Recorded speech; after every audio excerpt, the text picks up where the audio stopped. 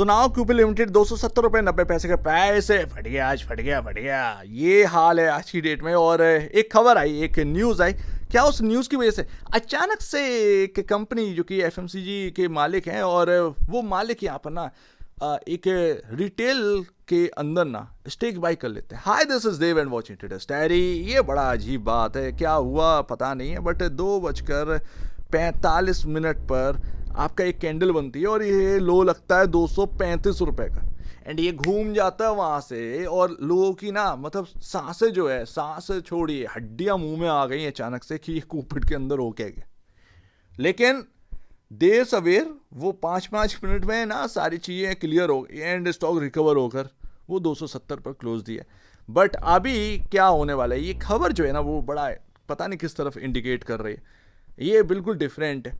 40 lakh shares यहाँ पर ना 163 करोड़ रुपए की वैल्यू है, और ये चेंज करते हैं एंड, और ये होती है डील यहाँ पर ना स्टाइल बाजार के अंदर, बाजार स्टाइल ये नाम है। एंड स्ट्रेटेजिक स्टेक बाई करी जाती है। 163 करोड़ की यहाँ पर ना ट्रांजेक्शन वैल्यू है। 362 रुपये पर शेयर पर ये डील हुई है।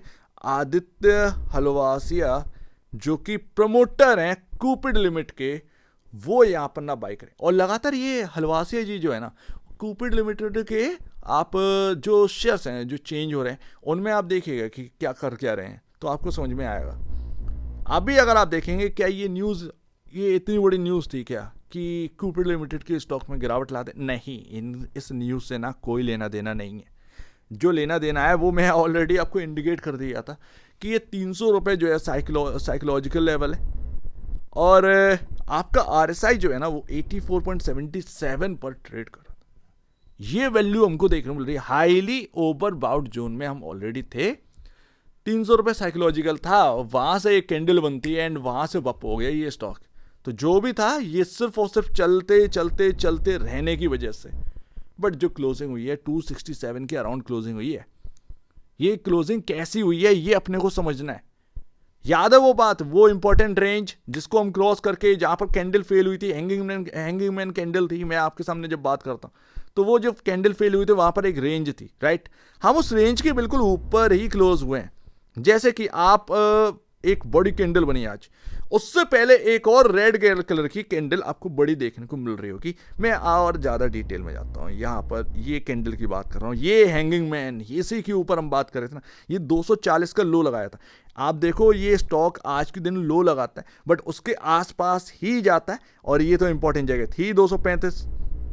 वहीं से ये स्टॉक घूम गए, एक बहुत ही इंपॉर्टेंट जगह है, वहीं से ये स्टॉक घूमा है। 235-240 की रेंज जो है ना वो इसके अंदर काम कर गई, एंड वहां से ये स्टॉक रिकवर करता है, 267 के आसपास जाता है। लेकिन क्या कूपिड के दिन आ चुके हैं, अब यहां से टपकना स्टार्ट हो चुके हैं। तो बॉस इसके ऊपर बात करें तो यहां पर ना अब ये जो एरिया है ना, हमको इसके ऊपर क्लोजिंग अगर मिल जाती है देन आपको साफ साफ इंडिकेशन मिल जाएगा कि कूपिड के दिन नहीं खराब हुए। ये ध्यान रखिएगा, इसको अभी और चलना है। यानी 300 रुपए के ऊपर की क्लोजिंग ये आपको इंडिकेट कर देगी हमको अभी और चलना है, अभी हम नहीं रुकने वाले, ठीक है ना। अगर हम इसके नीचे रहे, मान लो कोई रिकवरी है लेकिन हम 300 क्रॉस नहीं करते हैं और वापस उधर की तरफ जाकर फिसल जाते हैं, तो कोई मतलब नहीं है। वो इंडिकेट कहीं ना कहीं कर रहा है 300 रुपये इतना आसानी से निकलेगा नहीं बॉस। ये बात यहाँ पर ना समझ में आ रही है। ये जो जगह है ना, ये रेंज जो है, ये जो रेंज थी मैं ऑलरेडी आपको बता चुका था। ये 262, 265, 262, 265, ये रेंज काफ़ी इंपॉर्टेंट है। ये रेंज बहुत इंपॉर्टेंट है, और हम पिछली बार जब हम चले थे तो इस रेंज के ऊपर ही क्लोज मिला था, तभी हम चल पाए थे नेक्स्ट डे Q1 के नंबर्स के बाद। तो ये रेंज काफ़ी इंपॉर्टेंट है, हम इसके ऊपर ही है। आने वाले में दिनों में देखना है कि बॉस ये रेंज हम टिक पा रहे हैं इसके ऊपर या नहीं टिक पा रहे। अगर आपको मार्केट के काफ़ी interesting news and updates daily basis पर चाहिए तो आप चैनल को सब्सक्राइब कर सकते हैं, जिसका लिंक आपके डिस्क्रिप्शन बॉक्स में देखने को मिल रहा है। सो प्लीज़ सब्सक्राइब, ये बहुत इंपॉर्टेंट है। अब अगर आप देखें सच्चाई से थोड़ा सा वास्ता जो है वो अगर कर लोगे ना तो ज़्यादा बेहतर है। देखिए क्यूपिड एक ऐसा स्टॉक है जहाँ फंडामेंटल हार चुके हैं। जहां जो अर्निंग्स आ रही है, मैं तो आपको साफ साफ कह रहा हूं, जहां अर्निंग्स आ रही है वो उसकी ग्रोथ आपके स्टॉक की ग्रोथ से मैच नहीं कर पा रही है। लेकिन यहां पर ना स्टॉक टेक्निकली चल रहा है, तो अब वो टेक्निकली आप समझना पड़ेगा, फंडामेंटली तो आप नहीं समझ पाएंगे। पी रेशियो कहाँ का कहाँ है, प्राइस टू बुक वैल्यू इतना महंगा है कि पता नहीं भाई कौन सा आरओसी ये दे रहे हैं। मैं आपके सामने एक एग्जांपल रखता हूँ, 38,706 करोड़ का मार्केट कैप है, अर्निंग देखोगे तो शर्मा जाओगे बॉस। क्योंकि अगर आप देखेंगे, भले ही इनके पास यूनिक प्रोडक्ट आप कर दो, जब तक वो नंबर्स में रिफ्लेक्ट नहीं करेगा ना चीजें, वो नहीं हो पाएगा। और स्टॉक इस तरीके से चल रहा है कि आपकी ग्रोथ तो ठीक ठाक आ रही है कंपनी के हिसाब से, बट आपका जो स्टॉक है वो इतना चल चुका है, इतना यहाँ पर ना चलता है कि बॉस वो फिर मैच नहीं कर पा रहा आपके फाइनेंशियल से। साफ बात तो ये है। तो अभी अगर आप देखोगे ना 281.75 का पी रेशियो है अगेंस्ट 36 के, ये चल रहा है भाई। मैटर तो यहां पर है, अब आप 1 रुपए के बल दे ना 281.75 दे रहे हो, ये अपने को समझ में आ रहा है। वहीं price to book value 78.20 time है, 78.20 टाइम। ये मैं आपको दिखाता हूं, पैग रेशियो देखो 5.55 टाइम। ये आपको बता रहा है, पैग रेशियो साफ साफ कह रहा है कि ग्रोथ जो है ना आपकी कंपनी की, उसके कंपैरिजन वैल्यूएशन यहां चल रही है ऐसी जगह पर कि वो आज फट गया। आज कई दिनों से जो फूल रहा था वो आज फटा है ना, ये ध्यान रखो। अभी आप देखो आरओसी देखो, रिटर्न ऑन कैपिटल एम्प्लॉयड 17% है आपका, राइट। अभी Q1 के हिसाब से एडजस्टेड नहीं हुआ, पर मैं आपको बताऊं ये ना आप देखो थोड़ा सा यहाँ पर थोड़ा सा ओल्ड है, बट फिर भी ये इतने के आसपास ही, आई थिंक डेट गलत होगी शायद। आप देखो कि कौन सी कंपनियां जो है ना वो 110 का यहाँ पर ना रख रहे हैं और ये 30 गुना के प्राइस टू बुक वैल्यू चल रहा है। क्यों? कोलगेट पाल्मोलिव जो है वो उसका आरएसआई 110%, जितना वो पैसा लगा रखे ना मार्केट में, वो आप देखो उसके ऊपर 110% का रिटर्न। P&G उधर देखो आप 119% का रिटर्न। एक और कंपनी है इसी फील्ड में, वो उसका अगर आप देखोगे उसका भी यही हाल है। ये सब हैवी वाले लोग हैं, इसीलिए उनके प्राइस टू बुक वैल्यू बहुत हैवी है।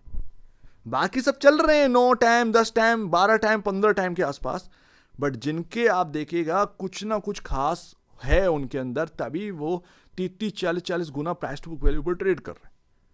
बट क्यूपिड के अंदर देखोगे तो आपको वो यूनिकनेस, वो चीज नहीं नजर नहीं आएगी भाई। भले ही आपने एक नया आविष्कार कर लिया हो, ठीक है, पर वो आविष्कार ना वो नंबर्स पर रिफ्लेक्ट नहीं हो रहा ना। अब जो आविष्कार किया, ये जो चल रहा है, ये आज कितने लोगों के स्टॉप लॉस से ट्रिगर हो गए, कितने लोगों के मार्जिन ट्रेड फंड जो है ना वो आज ट्रिगर करे होंगे, आप समझ लीजिए।